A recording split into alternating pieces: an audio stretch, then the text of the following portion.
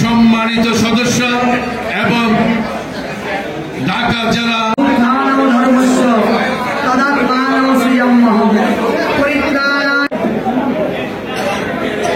আমি মঞ্চে এসে আসন গ্রহণ করার জন্য অনুরোধ করছি। আমি মঞ্চে আসার জন্য অনুরোধ করছি বাংলাদেশ জাতীয় অ্যাডভোকেট নিপুণ রায়।